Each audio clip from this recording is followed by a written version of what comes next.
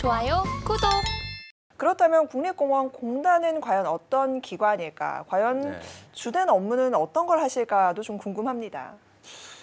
국립공원공단은 쉽게 말씀드리면 우리나라 국립공원을 전문적으로 잘 보존 관리하고 또 지속 가능하게 이용할 수 있도록 1987년도에 설립된 준정부 기관이죠. 네. 그래서 기본적인 목적은 잘 이렇게 국립공원을 잘 보존하고 또 훼손된 지역은 복원하고 또 지속 가능 이용을 도모하기 위한 그런 기관이라고 볼 수 있습니다.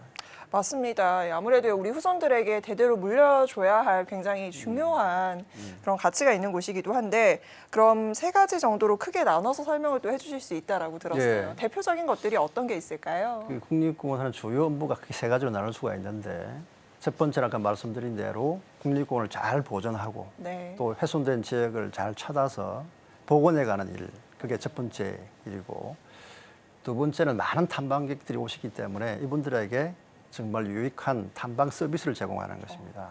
탐방 서비스를 제공하기 위해서는 기본적인 탐방 인프라가 있어야 되고, 네. 탐방 인프라를 조성하고 그에 따른 다양한 탐방 체험 프로그램이 있어야 되겠죠. 이게 탐방 인프라라고 하면 뭐 그런 건가요? 우리가 흔히 다녀보면 뭐 대피소나 야영장 그렇죠. 뭐 이런 거 있잖아요. 이런 게 탐방로, 인프라인가요? 대피소, 야영장, 생태탐방원 이런 시설들이 가장 기본적인 시설인데 이것을 네. 이제 탐방 인프라라 보통 말씀을 그렇게 합니다.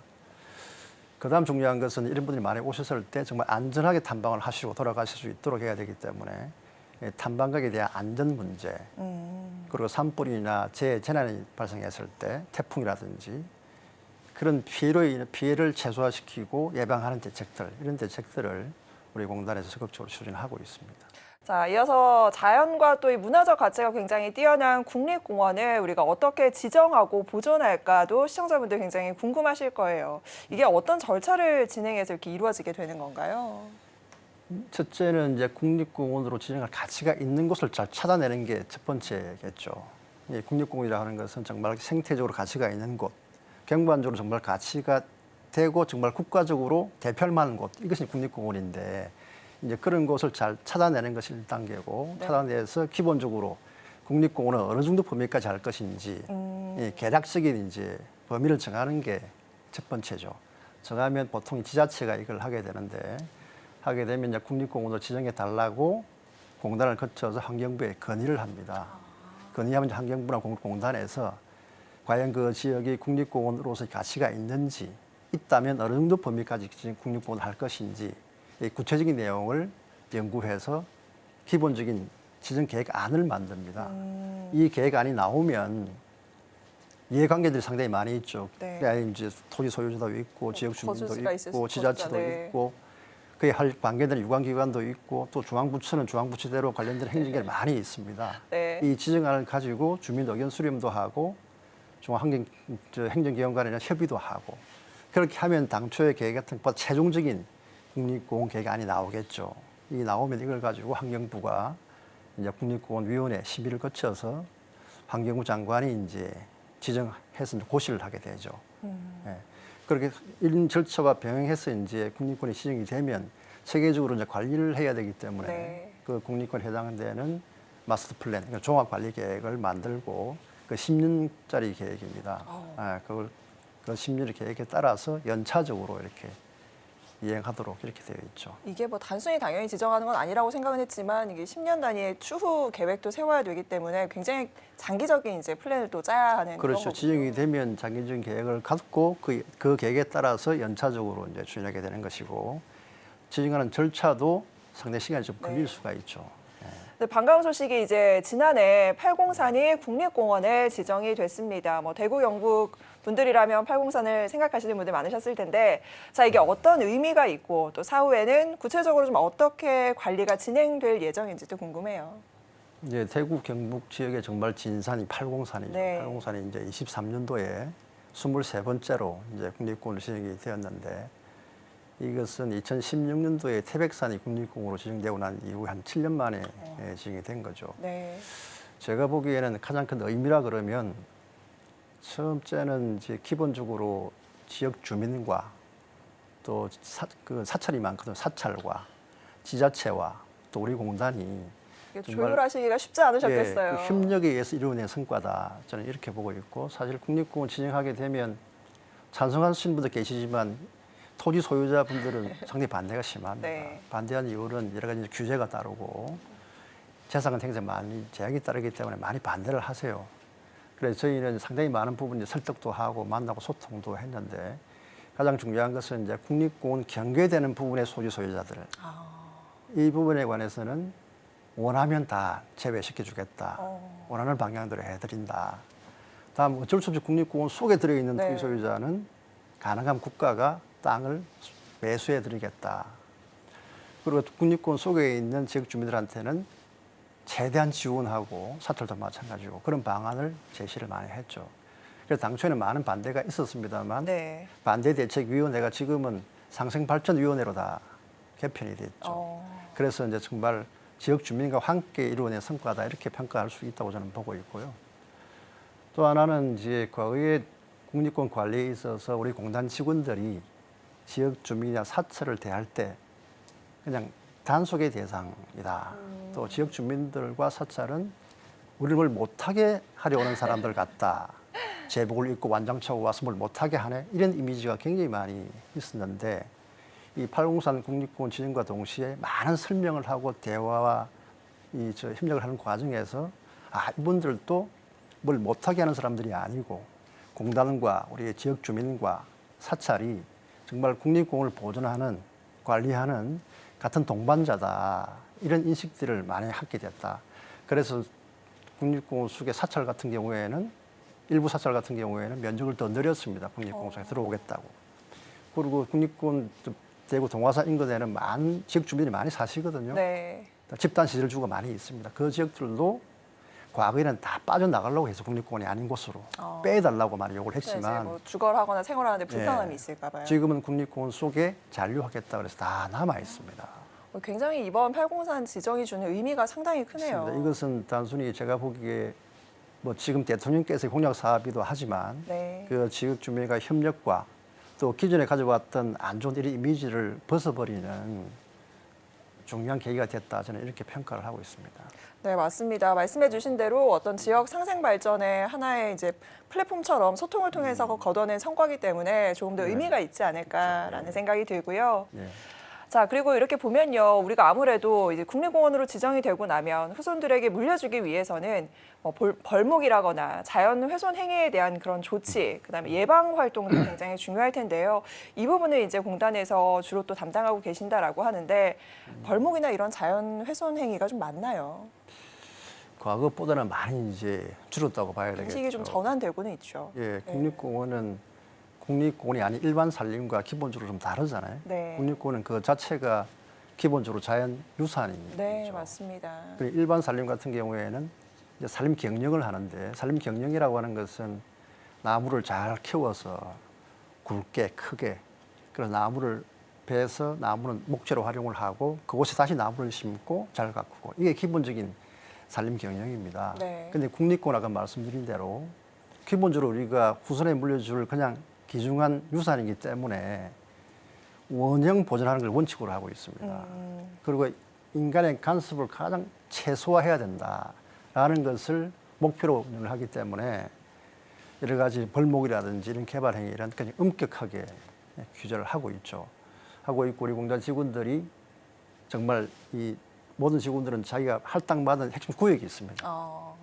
구역별로 가서 네. 순찰도 하고 해서 정말 문제가 있나 없나 훼손이 있나 없나를 항시 체크하도록 되어 있고 또 사람이 가서 다 확인하지 못할 부분이 많이 있죠. 그런 네. 부분은 드론을 활용한다든지 또 더 넓은 지역은 인공위성 사진을 활용한다든지 그런 사진들을 이제 시기적으로 비교해 보면 식생이 변했거나 위식물 변하는 걸 확인해 볼 수가 있겠죠. 그러면 그곳에 가서 확인하고 조치할 사항은 조치하는 방식으로 엄격하게 이제 훼손하는, 벌목하는 행위는 단속을 하고 있다. 그리고 지금도 많은 사람들이 국립공원에 가서 봉사하려고 하는 사람들이 많이 계십니다. 이런 분들이. 또 일반 시민들도 국립공원에 뭘 벌목하고 있으면 가만히 있지 않죠. 당연히 네. 뭘 못하게 하는 것이 생기기도 하고. 또 우리 각 사무소에서는 지역 주민과 또 지자체와 유관기관들이 다 협의체를 만들어서 이런 부분에 대해서 계속 논의도 하고 벌목 일어나지 않도록 설명도 드리고 이런 활동들을 많이 하고 있죠. 이게 아무래도 시민의식이 많이 올라가서 이제는 뭐 그런 경우가 많이는 줄었다라고는 하지만 네. 벌목행위가 여전히 이제 있는 경우들도 있다고 하는데 네. 이게 또 자연공원법 제가 찾아보니까 있더라고요. 법에 네. 의해서 이게 처벌을 받는 처벌이 굉장히 쉽지. 중대한 사안이더라고요. 그렇습니다. 네. 이게 엄격하게 어떤 처벌을 좀 다루고 받게 되는 건가요? 아마 그때 무단 벌목이죠. 무단 벌목하다는 이제 징역 3년 이하, 벌금 3천만 원 이하. 놀랐어요, 사실 이렇게 저도. 있죠. 그러니까 경각심을 좀 가져야겠다라는 의미에서 좀 그 부분을 좀 여쭤본 네. 거였습니다. 자, 그 최근 2023년도에 정부 경영평가에서 준정부기관 중 최고 등급인 A 등급을 받았다라고 합니다. 그 비결이 좀 궁금한데요, 이사장님. 그 정부 경영 평가는 사실은 정부가 이게 기획재정부죠. 기획정부가 공공기관의 경영 노력이나 성과를 평가합니다. 매년 하도록 되어 있는데 이 대상은 이제 일정 규모 이상 되는 공기업 네. 또 준정부 기관을 대상으로 이제 평가를 합니다. 이제 평가 내용은 이제 크게 두 가지로 나눌 수가 있는데 네. 하나는 경영관리 분야, 어. 하나는 주요 사업 분야 두 파트로 나누어서 평가를 합니다. 네. 경영관리 분야는 쉽게 하면 기관적인 리더십이 있느냐, 경영 전략을 잘 짜서 하고 있느냐, 네. 인적 관리는 잘 하느냐, 그 여러 가지 경영 관리 시스템을 잘 갖추고 일을 하느냐를 평가하는 것이고요. 주요 사업은 각 기관별로 고유적으로 해야 될 사업들이 있습니다. 그런 사업들을 치밀한 계획을 잘 세워서 체계적으로 이행을 하고 성과를 잘 내느냐 이걸 보는 거겠죠. 네. 그래서 저희가 A 등급을 받았는데 그거는 이제 2014년도에 한번 받았습니다. 한 9년 만에 이런 성과라서 우리 직원들이 고생을 좀 많이 했죠. 네, 뿌듯하셨겠어요. 예, 뿌듯하고 좋았습니다. 이런 이제 왜 A를 받게 됐냐라는 걸 물으신다면 네. 첫 번째는 아까 말씀드렸던 팔공산 국립공원을 주민과 함께 지정하는 성과를 냈다 하는 게 하나가 될 수 있겠고 또 한 가지는 우리가 해양국립공원은 아직까지 체계가 잘 잡혀 있지 않습니다. 육상보다는. 아까 해양이 한 4개 정도 있다고 예, 하셨나요? 4개 있다고 그랬죠. 해양 쪽은 해야 될 일이 아주 많이 있는데 그 해양 쪽은 양식장이 많이 있죠. 우리나라 전체적으로 보게 되면 국립공원을 포함한 전체 해안을 보게 되면 한 10,000개 정도가 있다고 해요. 해양식장이. 와.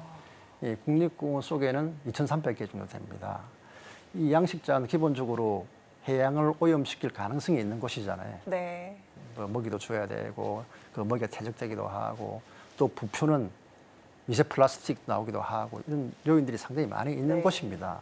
이런 양식장을 그냥 친환경적 양식장으로 부표도 좀 바꾸고 준술된 준술도 하고 이제 쓰레기도 좀 청소도 하고 이런 것들이 국제적인 인정을 받는 그게 있습니다. 그래서 이런 양식장을 국제적인 인정을 받음으로써 좀 더 친환경적인 양식장으로 변해갈 수 있게끔 그런 친환경적인 양식장으로 운영한 게 나오는 수산물들은 보다 고가 가격으로 높은 가격으로 판매가 될 수 있게끔 공단이 노력을 해주고 있습니다. 그리고 공단 내부적으로는 여러 가지 이제 이 정부 들어서 혁신 노력을 얼마나 하느냐, 얼마나 공단을 혁신시키려 하는 노력을 얼마나 했느냐, 거기에 대해서 상당히 좀 좋은 점수를 받아서 우리가 A를 받지 않았나 이렇게 평가를 하고 있습니다. 자, 그리고요, 또 이 드론이나 위성 같은 이런 과학 장비를 활용하는 사례도 굉장히 늘고 있다라고 합니다. 맞아요. 이 광활한 국립공원을 일일이 사람이 다 돌기란 참 쉽지 않은데. 힘들죠. 그렇죠. 아까 말씀드렸던 대로 이제 국립공원은 굉장히 넓죠. 네. 국토 면적이 6.8% 되고 또 이게 사람이 다 관리한다고 하는 것은 불가능한 일이죠. 그래서 다양한 과학 기술을 활용하거나 장비를 활용해서 하는 게 가장 중요한 일이고 저도 굉장히 많이 강조가 있는 부분이 이제 이런 부분입니다. 그래서 아까 드론이나 이제 위성, 인공위성 사진을 가지고 활용하는 부분은 상당히 많이 지금 하고 있죠. 크게 두 가지를 보게 되면 거의 비슷하죠. 다 사진을 가지고 그 변화를 특해서 이제 관리하는 방식인데 드론 같은 경우에는 예를 들자면 뭐 자연자원을 조사를 할 때 사람이 직접 가기 힘든 곳에 있는 곳은 드론에 가서 사진을 찍고 그 속에 식생이 어떻게 되는지 또 식생 변화가 어떻게 일어나는지 아까 말씀드린 대로 벌목 행위는 있는지 없는지 그런 것들도 다 드론을 통해서 확인할 수가 있고 또는 이제 조난자가 발생하면 조난자를 찾는데도 드론이 가서 찾을 수도 있고 또 조난자가 필요한 물품도 전달할 수가 있고 또 각종 시설 점검할 때도 드론을 활용을 하고 또 사진을 잘 찍어서 그걸 홍보 자료 만들 때도 활용을 하고 여러 가지로 이제 활용을 하고 있죠.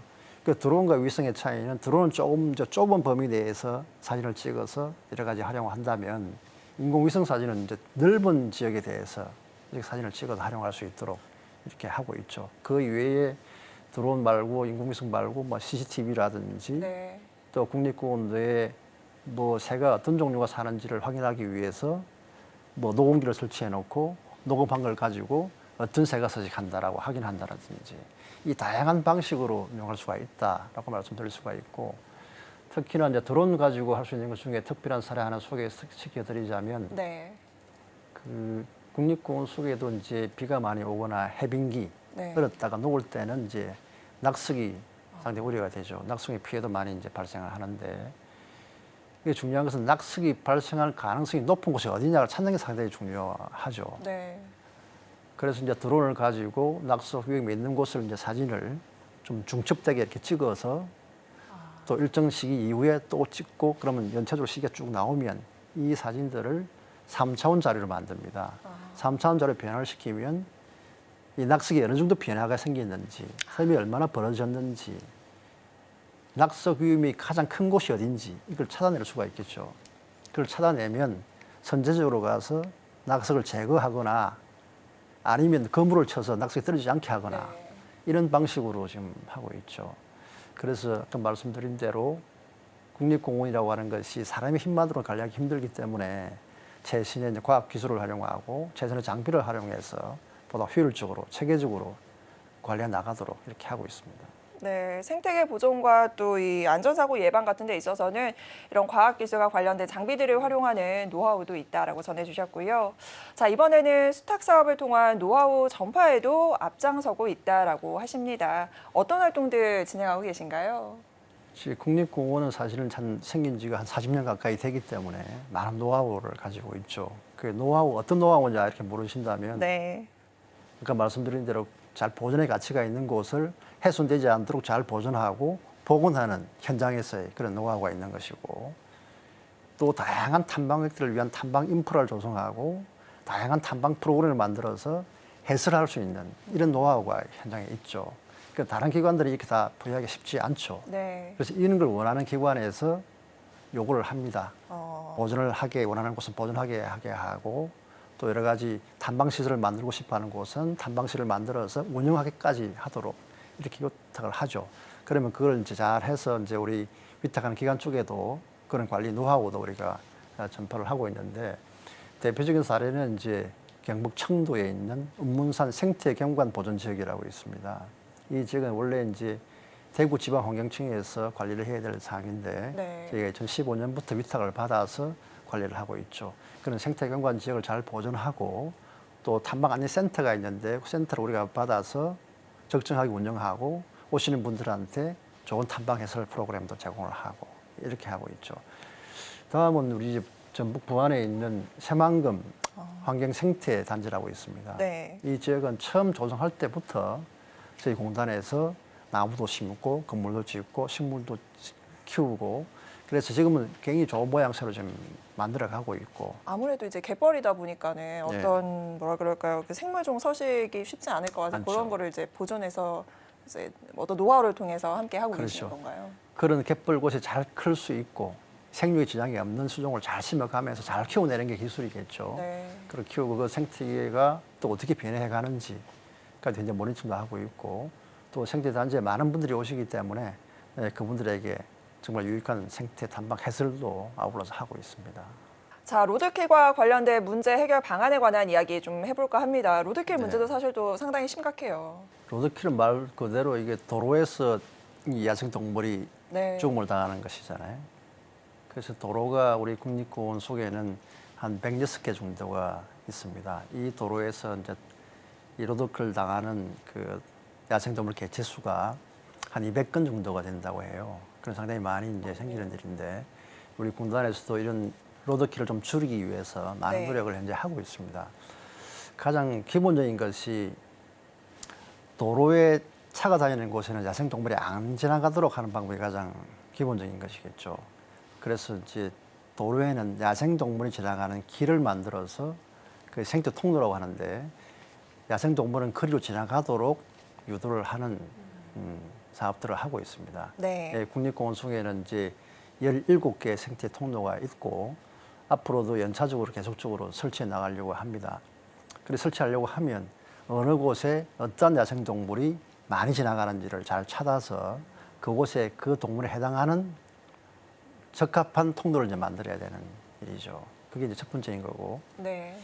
도로에 야생동물 지나가더라도 운전하는 사람이 좀 조심해서 운전하면 또 그런 사고를 예방할 수가 있으니까 미리 이제 뭐 안내 간판을 붙인다든지 뭐 불빛 간판, 반사판을 만들어서 조심하게 운전하게 한다든지 이런 그 사업도 하고 있는데 좀 특이한 것은 우리 한려해상 국립공원 내에 네.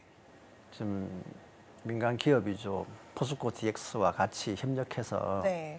야생동물이 야생동물이 많이 나오는 곳에 이 카메라를 설치하고 그 카메라가 야생동물이 지나가는 걸 확인하면 그것이 미리 전광판에 보여줄 수 있게 그 운전하는 사람이 그걸 보면 아 지나가는지 안 가는지를 확인할 수 있게끔 하는 사업을 시범적으로 하고 있는데 그것이 그곳에 과거에는 한 30건 정도의 로드킬이 있었는데 지금은 한 건도 발생하지 않다고 합니다. 그러니까 이런 사업들을 좀 더 활성화해 나가려고 생각을 하고 있고요. 또 한 가지 특이한 것은 이제 오대산 국립공원 내에 국토 6호선에는 이제 매년 뭐 3월 봄철 되면 그 산개구리들이 산란을 위해서 대규모로 이동하는 경우가 언론에도 많이 나왔었죠. 예, 그런 경우에 지역 주민이 나와서 거물망을 설치해서 그분들을 다 포획해서 안전한 곳으로 이동시켜주는 이런 사업들도 이제 하고 있는데 어떻든 국립공원 속에서 이 야생동물이 이렇게 로드킬 당하는 사례가 최소화되고 없어지도록 여러 가지 대책도 고민해서 잘 추진해 나갈 그런 계획으로 있습니다. 네, 운전자의 주의 확보도 중요할 것 같습니다. 자, 이어서 로드킬뿐만 아니라요. 사실은 기상이변, 기후 변화 등도 굉장히 심각한 문제입니다. 공단에서는 이 부분을 좀 어떻게 보고 있는지 그리고 또 어떤 관련 활동들을 하고 있는지도 궁금합니다. 기후 변화는 사실은 우리 공단만의 문제가 아니고 전 세계적인 또 네. 문제인데 기후 변화로 인한 영향이 어떻게 나타나는지를 가장 확인하기 좋은 데가 국립공원입니다. 네. 왜냐하면 국립공원은 사실 높은 산도 있고 바다도 있고 섬도 있고 습지도 있고 굉장히 다양한 생태계를 갖추고 있고 또 희귀한 야생 동식물이 사는 곳이 상당히 그죠. 많이 있죠. 그러니까 굉장히 까다로운 조건 속에서만 사는 또 식물들이 많이 서식하고 있죠. 그래서 국립공원 속을 잘 들여다보면 아 기후 변화로 인한 영향이 어떻게 나타나는지 어떤 변화가 생기는지 어떤 동물이 멸종이 될 가능성이 높은지 이런 걸 잘 살펴볼 수가 있죠. 네. 그리 가능한 곳이 이제 고산지대입니다. 저지대보다는 높은 지역. 해양 쪽에서 어떤 변화가 일어나는지를 관측하기 위해서 우리 고산지대에는 기후변화 스테이션도 만들어서 연구를 하고 있고 해양 네. 쪽도 역시 마찬가지로 기후변화 스테이션도 만들고 또 건물이 아닌 곳에는 기후변화 관측소도 만들어서 계속적으로 연구를 하고 있습니다. 그 대표적인 사례가 이제 지리산 구상나무. 구상나무는 이제 많이 죽는다 소리 많이 이제 네. 나오죠. 그 서식지도 많이 줄고 있고 고지대는 이제 거의 고사하는 사례가 실질적으로 많이 생기고 있습니다. 네. 그 이유는 이제 학자들의 말이 빌리자면 기본적으로 기온 자체가 과거보다는 많이 높아졌죠. 맞아요. 그 살 수 있는 환경이 좀 아닌 걸로 이제 바뀌고 있는 게 첫 번째인 거고, 그 다음에 구상나무 살려고 그러면 적정한 수분이 있어야 되고 물이 있어야 되는데 이 물은 이제 고산지대 같은 경우는 과거 이제 눈이 많이 와서 눈이 스스로 녹으면서 구상나무에게 물을 공급하는 네. 이런 시스템이었는데 눈이 별로 안 오면 수분이 별로 없죠. 네. 기본적으로 살 수 있는 강수량 자체가 부족하니까 살 수 없는 여건으로 되고 그리고 뭐 매년 태풍 이런 거 많이 오면 네. 또 이게 살아가는데 굉장한 스트레스가 되고 그래서 결국은 이제 구상나무가 점점 이렇게 주는 고사에 관한 이런 양상인데 이에 대해서 우리 이제 국립공원공단에서는 말씀드렸던 대로 왜 이렇게 주는지 그럼 어떤 방식으로 구상나무를 더 살려내야 될 것인지 보호는 어떻게 해야 될 것인지 이런 기본적인 연구를 계속 해가고 있고 또 아까 말씀드렸던 기후변화 스테이션 이런 것들을 우리 국립공원 공단 직원만 활용하는 것이 아니라 뭐 대학에 있는 연구하시는 분들도 와서 같이 연구할 수 있도록 이렇게 해가면서 이제 국립공원이 정말 생태계 변화, 기후 변화로 인한 생태계 변화가 어떻게 일어나는지 관측하고 또 대책을 세우는 그런 선도할 수 있는 그런 기관이 되도록 최선의 노력을 다할 그런 계획이죠. 예. 네, 기후변화 문제 사실 우리나라뿐 아니라 말씀대로 뭐 글로벌 전 세계 문제입니다. 온난화도 마찬가지고요. 어떤 이런 데이터베이스를 얻는 공급원이 될 수 있지 않을까라는 생각이 들고요. 자, 그리고 이에 대한 일환일까요? 탄소 흡수원 확대를 위해서 국립공원에서 훼손지에 나무를 심어서 집중 복원하는 활동도 하고 있다라고 합니다. 현재 현황도 좀 궁금하고요. 향후 어떻게 또 이걸 발전해 나가실 계획이신지도 궁금해요. 네. 그 국립공원의 최고의 탄소 흡수원입니다. 실제로 그렇죠. 네. 제일 많이 탄소를 흡수하고 있는 아니고 또 일반 산림과 비교했을 때는 단위 면적당 탄소 흡수량, 저장량이 2배 정도가 된다고 하니까 굉장히 높은 수준을 유지하고 있고 또 이런 탄소 저장량과 흡수를 계속 유지하려고 그러면 딱 2가지 방향이 있습니다. 하나는 산림이 산림 그대로 훼손되지 않도록 잘 관리하는 거죠. 그러니까 네. 뭐 아까 벌목이라든지 경작이라든지 산불로 인해서 이렇게 훼손되지 않도록 하는 것. 그 다음은 훼손된 지역에 나무를 심어서 탄소 흡수를 계속 확충해가는 것. 네. 이것이 이제 가장 기본적인 것인데 지금도 우리 국립공원 속에 훼손된 지역을 우리가 파악을 해보면 한 970헥타르 정도 된다고 합니다. 그 지역을 이제 잘 훼손된 지역을 찾아서 첫 번째는 그에 맞는 수종의 나무를 선택해서 나무를 심고 나무를 심은 나무들이 잘 크도록 잘 모니터링 해가면서 이제 관리해가는 것이 첫 번째인 거고 그 이외에 이제 여러 가지 국립공원 속에도 환경을 저해하는 여러 가지 시설물이 많이 있습니다. 이런 군부대가 있거나 뭐 휴게소가 있거나 네. 뭐 이런 시설들이 있는 것도 다 철거해내고 그걸 다시 지형을 원상 회복하고 아까 나무를 심고 그 나무가 심을 필요에 따라서는 또 들어가지 못한 통제 시설도 만들고 그 나무가 잘 크도록 모니터링하고 이런 절차들을 계속 이제 추진하고 있죠. 그래서 저희 공단에서 과거 2008년 이후부터 쭉 해온 것이 한 67헥타르 정도는 복원해 나가고 있고 또 이 복원한 지역들이 정말 사후 관리가 잘 되도록 네. 효과적으로 되도록 그런 전산 체계를 잘 만들어서 누구나 우리 공단 직원들 누구나가 그 복원한 지역이 어떻게 관리되고 있는지를 확인할 수 있게 그런 체계도 이제 만들어갈 그런 계획으로 있습니다. 좋아요, 구독!